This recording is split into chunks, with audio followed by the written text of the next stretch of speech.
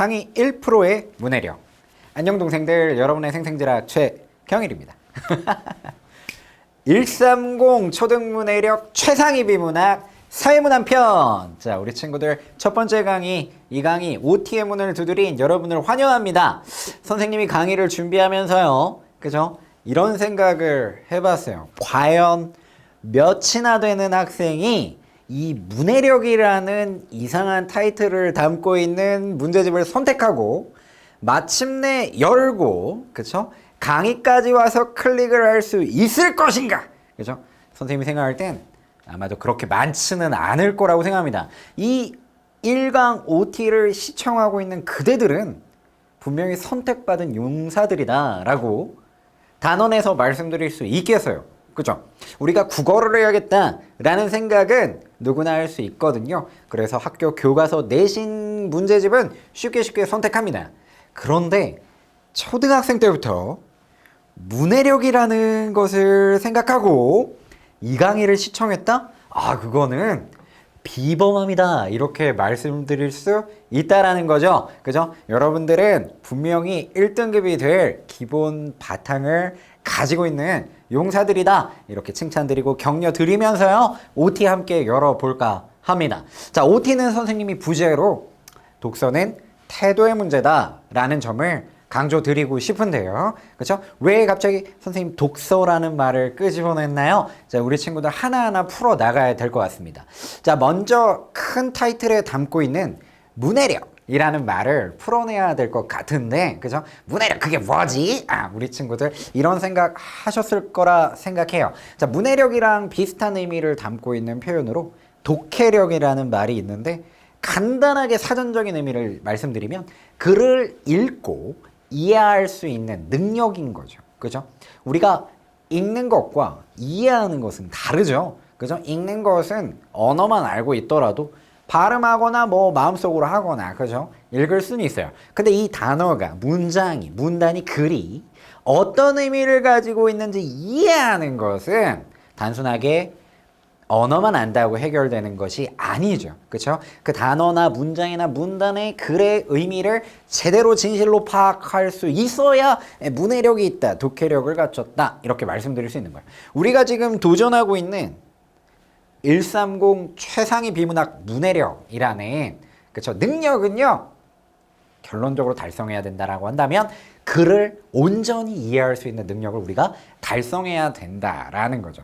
근데 이게 쉽지가 않아요. 여러분들 스압주의라는 말을 들어보셨을 거예요. 그죠? MZ세대니까 이런 거 알 거 아니야? 그죠? 인터넷에서 스크롤 압박을 주의해라 이런 의미로 쓰는 표현인데요. 우리가 보통 장문의 긴 글을 읽으려고 할 때 마우스에서 이렇게 스크롤을 이렇게 내리잖아요. 그죠? 그런 어떤 것을 주의라고 생각을 하고 있는 거야. 그러니까 우리가 긴 글을 읽는 것에 대해서는 약해. 그대들 용사들 아직 그 출전할 수 있는 단계는 아니요. 용사는 용사인데 조금 수련이 더 필요하다. 그죠? 근데 그렇다고 혹자 이제 어떤 분들이 막 말하는 우리 학생들이 문해력이 없다, 선생님은 그렇게 생각하지 않아요. 그죠? 여러분들은 여러분들이 좋아하는 글에 대해서는 온전히 잘 이해하는 능력을 갖고 있어요. 그죠? MZ세대들 여러분들이 쓰는 표현도 있잖아. 뭐 갓생이라느니, 알딱 잘깔센, 뭐 이런 표현 여러분들 잘 쓰죠. 그리고 잘 이해합니다. 어른들은 그거에 대한 문해력은 떨어지는 거지. 그죠? 그래서 선생님이 그대들에게 말씀드린 건, 여러분들은 문해력이 없는 게 아니다. 다만 어떤 상태다?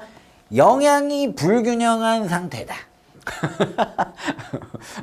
칼슘도 단백질도 지방도 잘 섭취를 해야 되는데, MZ세대들에게 특화되어 있는 인터넷 용어의 문해력만 왕성하게 발전되어 있고, 시험이라든가 교과서에 나오는 글을 이해하는 능력이 부족하다라는 거죠. 그렇죠? 그러니까 여러분들은 이미 어느 정도 문해력이 다른 분야에는 성공을 거뒀어. 그러니까 이제는 우리가 교과서라든가 국어 공부 안에서, 그죠? 비문학 안에서의 문해력을 높일 때가 되었단 말이지. 그죠? 이 영양 불균형을 해소해야지 건강한 용사가 될 수가 있는 겁니다. 이해하셨죠? 그죠? 이 강의는 그대들을 건강하게 만드는 그런 강의다 라는 거죠. 그죠?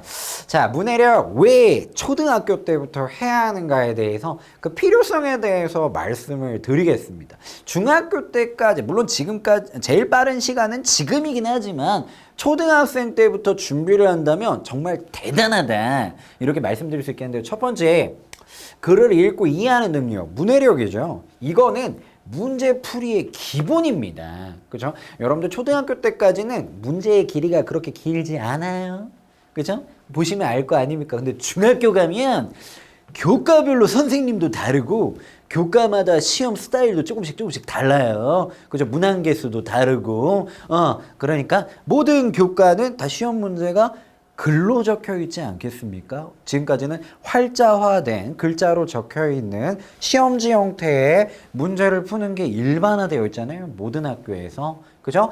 그러니까 출제자가 요구하는 것이 뭔지를 정확하게 파악해야지.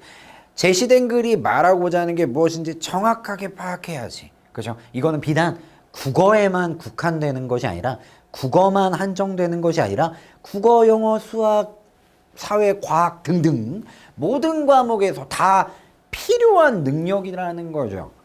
이해되셨죠? 우리가 문해력을 잡아야 되는 이유예요. 그죠? 모든 시험이 다 글자로, 글로 적혀 있다는 거지.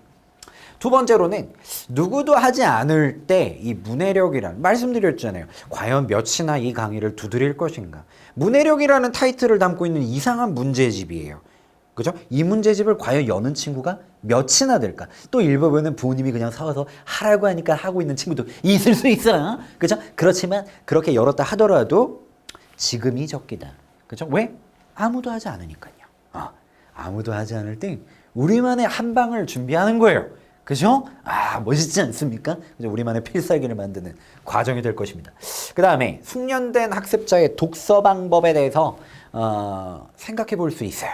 그죠? 이 교재에 130이라는 말이 써 있습니다. 그죠?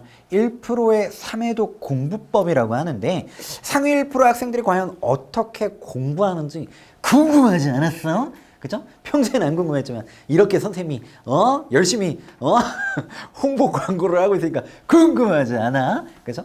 그렇지. 그래서 상위 1%는 대체 어떻게 책을 읽는가, 글을 읽는가 한번 살펴볼 필요가 있단 말이지. 그죠? 지금이 적기다. 그죠? 지금같이 하셔야 됩니다. 이런 점 말씀드리고 싶어요. 초등문해력 최상위 비문학은 이제 먼저 사회문화 편부터 이번 강의에서 한번 열어볼까 하는데요. 예비 중학생을 위한 문해력 신장을 위한 완벽한 솔루션이 될 겁니다. 분야별로 여러 가지 글들이 존재하는데 특히 사회문화를 중심으로 이 지금 교재는 편찬이 되어 있습니다. 그래서 사회문화와 관련된 여러 가지 교양도 얻을 수 있고 문해력이라는 능력도 가져갈 수 있고 그죠? 최경일 선생님도 만나고 그죠? 선생님 마지막 거 이상한데요? 받아들여. 그래서 여러 어떤 여러 가지 이득의 그죠? 좋은 점이 있다. 그 다음에 독서가 태도의 문제다라는 점을 본격적으로 말씀드리고 싶은데요. 우리 친구들 책 읽어라, 글 읽어라 라고 하면 취미생활 정도로 생각해서 보는 경우가 많죠. 그죠? 시험 문제를 풀 때도 그게 적용돼 가지고 그냥 눈으로 봅니다. 그죠? 근데 그러면 안 돼. 우리가 시험 문제를 풀기 위해서 공부, 학습을 위해서 글을 읽는다라고 한다면 조금 달라야 될 겁니다. 자, 이 태도의 문제를 강의 곳곳에서 계속해서 강조드릴 겁니다. 그리고 이 태도의 문제를 말씀드리기 위해서 선생님이 독서 5계명이라는 것을 만들어 왔거든요. 요것도 말씀드릴게요. 그 다음에 다양한 지문을 읽고 온전히 이해하면서 자연스럽게 쌓이는 자신감. 우리 친구들이 성공 경험을 많이 하셨으면 좋겠다. 내가 온전히 이 한 편의 글을 제대로 이해했다라는 느낌적인 느낌. 요것을 많이 받고 자신감이 쌓여야 된다라는 거죠. 그래야지 점점 긴 글을 만날 텐데 그런 긴 글을 만날 때 당황하지 않는 거지. 내 안의 두려움을 용기로 바꿀 수만 있다면 문해력은 결국 그대의 것이 될 겁니다. 자, 독서는 태도의 문제다. 미리 준비하는 우리에게는 그죠? 미리 준비하는 우리를 다른 누구도 이길 수 없지. 전체 21강으로 이루어져 있고요. 독서 5계명을 공개합니다. 자, 독서 5계명은 선생님이 표독한 완자다라고 정해봤는데요. 그죠? 별다줄입니다. 앞글자를 따서 표독한 완자로 만들어봤어요. 그죠? 완자입니다. 얼굴이 표독해 보이죠? 선생님이 이제 어떤 학생에게 완자가 표독해 보이는 걸 그려줘 라고 했더니 이렇게 그려주더라고요. 그죠? 그래서 표정을 너무 잘 그린 거예요. 야, 표정이 진짜 표독하다. 누구 보고 그렸니? 선생님이요. 그러더라고요. 야, 이거 아무튼 뭐 그랬었는데, 표독한 완자입니다. 하나하나 얘기해 볼게요. 표는 뭐냐면, 표지에 주목하라. 이런 태도의 문제를 첫 번째 말씀드리고 싶습니다. 표지가 있어요. 한편의 글이 길이 없는 것 같지? 근데 다 어디로 가세요? 어떤 거 얘기할 거예요? 이런 방향이 다 제시되어 있다. 그걸 뭐라고 하냐면 표지라고 해요. 길에 있는 표지판 있잖아. 그 표지판의 표지라고 생각하시면 돼요. 무엇에 대해서 알아보자. 이런 내용이 나오면 뒤에 뭐 나오겠어? 그것에 대해서 이야기하겠지. 첫째 나오면 뭐 나오겠어? 둘째 나오겠지. 그죠? 이런 게 표지다. 그죠? 이런 표지에 근거해 가지고 우리가 독서의 방향, 길을 찾아갈 겁니다. 두 번째 독은 독서는 눈으로 하는 것이 아니라 손으로 하는 거다. 그죠? 우리 친구들 책 깨끗이 본다고 상 안 줍니다. 그죠? 문제 잘 맞추고 잘 이해해야지 상 주죠. 그죠? 독서는 손으로 하는 거다. 그죠? 손으로 하는 독서를 시도해 볼 거고요. 하는 뭐냐면 하나하나 제대로 확인해라. 비문학에서 시험 문제 틀렸다고요? 독서에서 제대로 문제를 맞히지 못했다고요? 글을 제대로 이해하지 못했기 때문에 그래요. 그죠? 그래서 제시되는 정보는 하나하나 꼼꼼하게 놓침없이 가져가셔야 된다. 라는 점, 그죠? 기억해 주시고요. 네, 완은 뭐냐면 완성된 지문 형식을 갖고 있다라는 거야. 우리가 공부하는 비문학 독서 텍스트는요, 그냥 갑자기 뜬금없이 어떤 얘기를 하지 않아요. 처음에 인트로 해요. 오프닝 찍어요. 그죠? 영화도 처음에 오프닝 하잖아. 인트로 하고 그 다음에 본론 얘기한다라는 거야. 이게 완결된 형식이에요. 자, 이 형식에 기대어서 우리는 내용을 파악할 수 있다. 그다음에 마지막 자는 자기만의 표현으로 바꿔라. 그죠? 어려운 표현들 나올 겁니다. 분명히 많을 거예요. 근데 그런 표현들을 내가 알고 있는 일상적인 표현으로 바꾸는 거야. 근데 내가 그 단어의 뜻을 조차 몰라? 그러면 사전을 찾아보고 알기 위해서 부단히 노력을 하셔야 되는 겁니다. 그렇죠? 우리 친구들 사전 찾기 쉬워요? 녹색 창에다 치기만 해도 나와요. 어학사전이라고 해가지고. 그죠? 모르는 단어가 나오면 대충 앞뒤 맥락을 바탕으로 그동안은 추론해가지고 얼렁뚱땅 해결해 왔지? 그런 습관은 이제 버리자. 그죠? 단어를 하나하나 정확하게 확인하는 그런 습관이 필요해요. 알겠죠? 우리는 제대로 이해를 해야 되니까. 그죠? 그러면 결국에 내 안의 두려움은 용기로 바뀔 수 있다. 그죠? 이 태도의 문제를 21강에 걸쳐서 그대들과 함께 사회문화 편을 통해서 뚜뚜뚜뚜 해결해 나갈 겁니다. 알겠죠? 자, 상위 1%의 3회독 공부법, 그죠? 독해력은 결국에 우리들의 힘이 될 겁니다. 자, 선생님은 본강에서 2강에서 여러분을 계속해서 기다리면서 함께 나아갈 용사들을 격려하겠습니다. 자, 먼저 가서 기다리고 있겠습니다. 우리 친구들 2강으로 넘어오시죠. 그죠? 다음 강에서 만나요. 그럼 우리 친구들 오늘도 생생지락 되소서.